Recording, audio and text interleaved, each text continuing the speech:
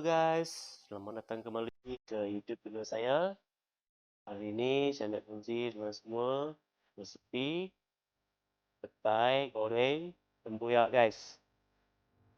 Kita tengok bahan-bahan.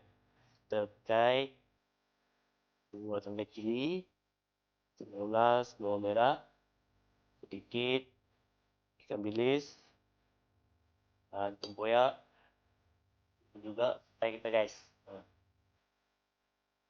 Itu adalah bahan-bahan untuk masakan kita, iaitu petai goreng tempoyak guys. Jom kita tengok cara-cara masakannya.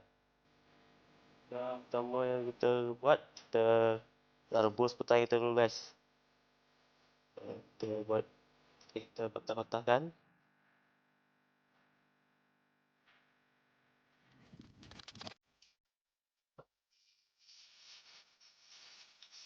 Okey, kita basuh dulu petai kita.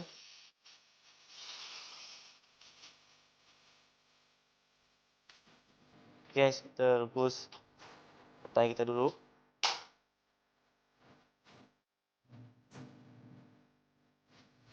Okey guys, petai kita dah mendidih. Sekarang kita nak kopek, asingkan biji dan kulit dah guys. Jom kita tengok. Okey guys, kita kopek petai kita. Asingkan kulit dengan biji ni.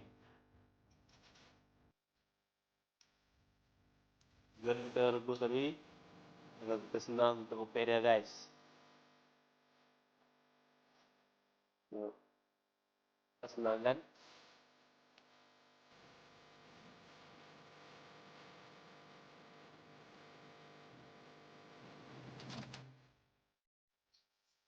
Okey, dia petai yang kita asingkan, kita kulit dia tadi guys. Kita tengok cara masak dia.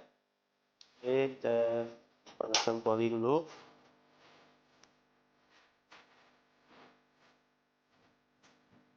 Kita telah panas, kita masukkan sedikit minyak guys.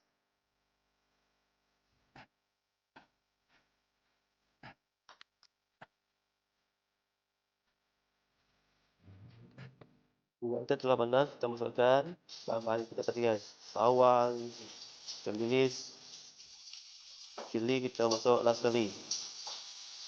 Takut guys. Goreng bawang dengan ikan bilis dulu. Kita goreng ikan bilis dengan bawang kita sehingga garing. Kemudian kita masukkan tempoyak kita guys. Tempoyak kita.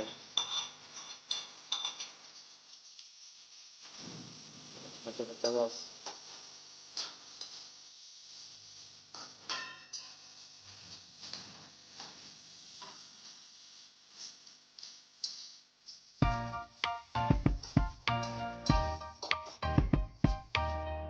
Okey, kemudian kita masukkan petai kita. Buat petai kita guys.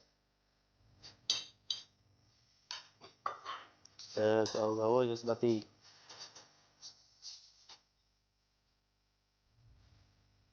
Okey, kita masukkan cili kita.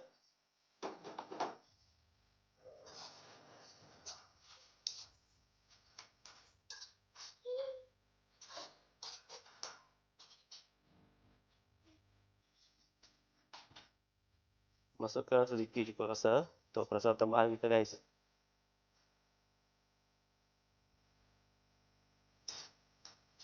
Tambah seperti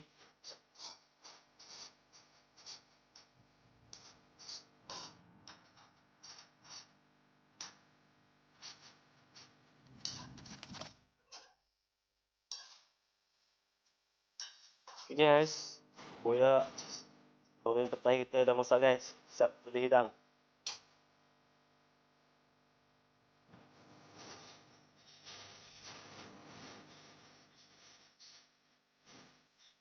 Guys, ni dia tempoyak goreng petai kita. Siap untuk dihidang guys.